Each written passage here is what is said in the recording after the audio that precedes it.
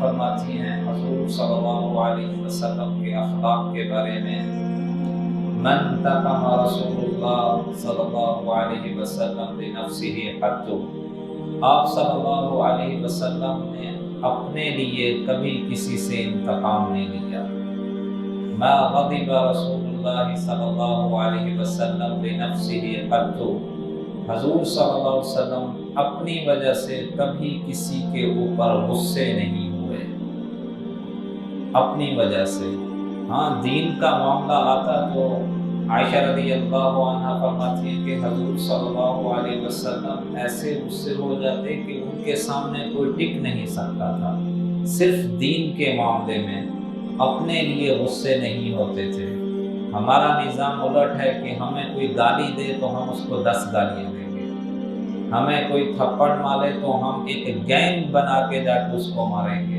حضور صلی اللہ علیہ وسلم کو قرض کی ضرورت پڑ گئی تو ایک یہودی آیا، اس نے آپ صلی اللہ علیہ وسلم کو کہا کہ مجھے پتہ چلا ہے کہ آپ کو قرضہ چاہیے، میں آپ کو قرضہ دوں گا اور فلاں تاریخ کو آپ نے مجھے قرضہ واپس کر دینا ہے۔ تو بات طے ہو گئی۔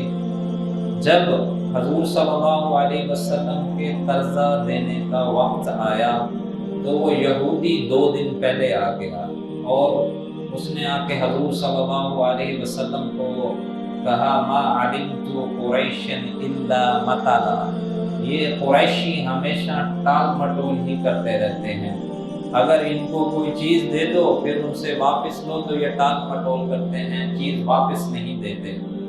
تو اس کے ہاتھ میں ایک رومال تھا، اس نے رومال حضور صلی اللہ علیہ وسلم کے گلے میں ڈالا اور گلا زور سے کھینچا۔ حدیث میں آتا ہے کہ حضور صلی اللہ علیہ وسلم کی آنکھیں باہر آ گئیں اور حضور صلی اللہ علیہ وسلم غصے نہیں ہوئے، مسکرا رہے تھے۔ تو عمر بن خطاب رضی اللہ عنہ ساتھ کھڑے تھے تو وہ کہنے لگے دعنی یا رسول اللہ اندھا سنیتہ، اے اللہ کے رسول مجھے چھوڑیے میں اس کے دانت توڑ دوں۔ تو حضور صلی اللہ علیہ وسلم اس بندے کی طرف مخاطب نہیں ہوئے، آپ نے عمر بن خطاب سے کہا عمر یہ تم نے کیا کہا؟ تم مجھے کہتے اللہ کے رسول اس کا قرضہ ہے، آپ اس کو قرضہ واپس کر دیں، اور اس شخص کو کہتے کہ بھائی تمہارے 2 دن رہتے ہیں، تم 2 دن بعد آنا، اللہ کے رسول تمہیں قرضہ واپس کر دیں گے۔ لیکن تم تو اس کے اوپر غصے ہو گئے ہو اور تم نے کہا کہ میں اس کے دانت توڑ دوں۔ اب جاؤ فلاں باغ کے اندر، وہاں پر جا کے اس کو اتنے کھجور دو جس سے اس کا قرضہ واپس ہو جائے گا، اور ساتھ میں 5 سا مطلب 5 کلو کھجور زیادہ دینا کیونکہ تم اس کے اوپر غصہ ہوئے ہو۔ تو جب وہ روانہ ہوئے، جب نکلے، جب وہاں پہنچے، عمر بن خطاب رضی اللہ عنہ نے اس کو کھجوریں دی۔ جب کھجوریں دی تو جب 5 کلو کھجور زیادہ دینے لگے تو اس نے پوچھا کہ یہ کس وجہ سے دے رہے ہو؟ تو اس نے کہا اللہ کے رسول صلی اللہ علیہ وسلم نے مجھے ایسے ایسے فرمایا۔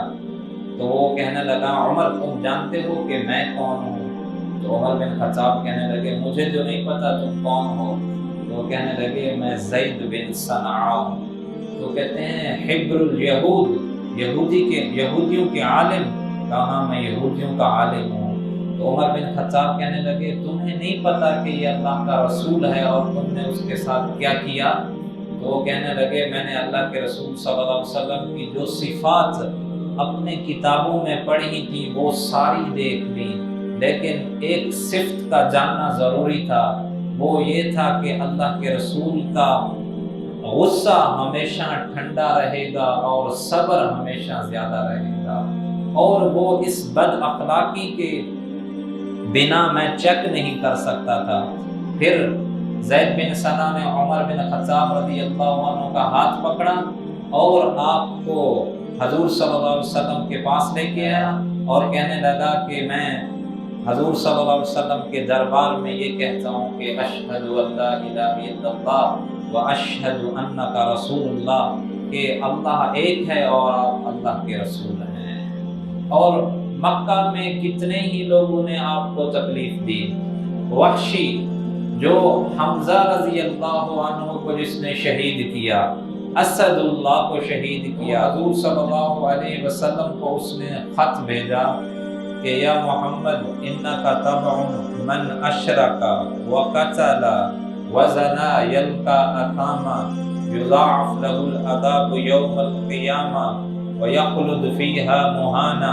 تم نے کہا کہ جس نے شرک کیا، جس نے قتل کیا، جس نے زنا کیا، تو وہ تو جہنم میں جائے گا اور اس کو 2 گنا عذاب دیا جائے گا۔ تو اللہ تعالیٰ نے ایمان لائے اور جس نے نیک عمل کیے، اللہ تعالیٰ ان کی توبہ قبول کر دے گا اور ان کے گناہوں کو نیکیوں میں بدل دے گا۔ تو اس کے بعد جب وہ یہ واپس یہی پیغام وحشی کے پاس گیا تو وحشی کہنے لگا ہو سکتا ہے میں اتنے اعمال ہی نہ کر سکوں، اتنے زیادہ اعمال ہی نہ کر سکوں۔ تو پھر اللہ تعالیٰ نے ایک اور آیت اتاری، ان اللہ لا یغفر ان یشرک بہ ویغفر ما دون ذلک لمن یشاء۔ اللہ شرک کے علاوہ جس کو چاہے معاف کر دے، جو مشرک ہے کافر ہے اس کے علاوہ جس کو چاہے معاف کر دے۔ پھر یہ اب بات پہنچی وحشی کو، وحشی نے پھر حضور صلی اللہ علیہ وسلم کو جواب میں بھیجا یہ تو اللہ کے مشیت کے اوپر ہے کہ چاہے معاف کرے یا نہ کرے، چاہے معاف کرے یا نہ کرے، مجھے کیا پتا کہ اللہ مجھے معاف کریں گے۔ پھر اللہ تعالیٰ نے تیسری آیت اتاری، یا عبادی الذین اسرفوا علی انفسہم لا تقنطوا من رحمت اللہ۔ اے میرے وہ بندے جنہوں نے گناہ کر کر اپنے جسم کے اوپر ظلم کیا، اللہ تعالیٰ کی رحمت سے مایوس نہ ہو۔ پھر وحشی کہنے لگا ہاں یہ آیت جو اتاری ہے اللہ نے یہ میرے حق میں ہے۔ پھر وحشی رضی اللہ عنہ مسلمان ہوئے۔